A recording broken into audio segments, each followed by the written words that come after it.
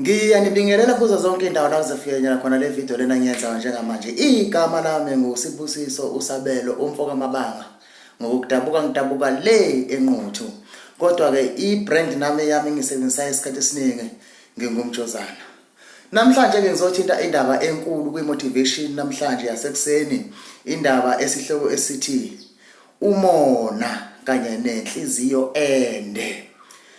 Size sangithi esimnyama nje abantu abaningi esikhathini sanamhlanje noma kusukela nje ekhathini zakudala abanye baze bahamba emhlabeni bengaphumelele ngesimo sokuthi banenhliziyo ezinde, banomona. Akufuneki ukuthi uma ngabe umuntu ube nomona, noma kuthiwa umona unawo akube umona omuhle njengokuthi uma ubona umuntu mhlawumbe enemoto nawe bese uyafisa ukuthi hayi nami ngiyafisa ukuthi ngibe nemoto ngelinye ilanga. Hayi ukufuna ukuthi ngoba nakho ubona omunye umuntu wenza into nawe bese ufuna ukuzenza yena wenze into enjengaye, uzuthathe ngisho enyathelweni zakhe wenze into efana neyakhe ense, uzugcina ufuna ngisho ukuyibiza nangaye. Ayifuneki inhliziyo ende bangabe singabantu siphila. Wabona nje ukuthi omunye umuntu useyalotsholwa umuntu osifazane, nawe usufuna ukuthi ufostelele ukuthi ukwazi ukuthi ulotsholwe. Cha, ayifuneki lonto leyo ukuthi ube nenhliziyo ende mangabe umuntu.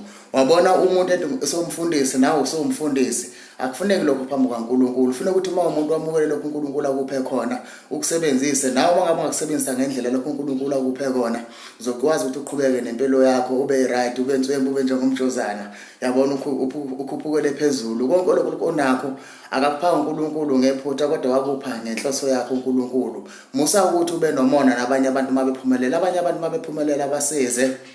Wazi ukuthi phambi kaNkulunkulu siyefana, akekho omunye ongcono kunomunye. Njengoba uNkulunkulu wasenza isana igazi elifanayo elibomvu, kuba kuthiwa kade ukhona umuntu ongcono kunomunye wazobenza abanye bebe negazi elihlamba eligreen, abanye benze bebe negazi elired elibomvu.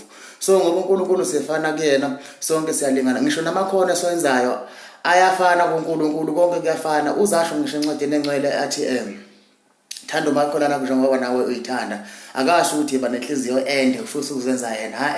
Akubusekile lokho phambi kwamandla kaNkulunkulu nasephambi kwasebusweni kaNkulunkulu ukuthi ufuna ukufana nomunye. Yekela inhliziyo ende.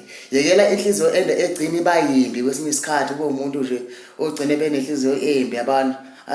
Asikekeleni banenhliziyo ezimbi bafowethu.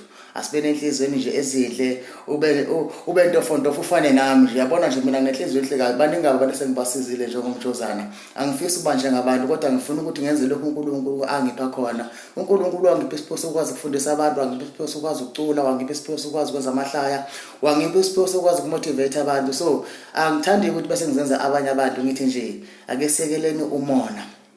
Ake umncane omunye umuntu mangabe enza into umsupporta, noma ngabe umsupporta nge10 kuye la kusiza lelo shumi lelo limenze ukuthi aqhubele phambili. Ake seke nomona, shiya nomona da.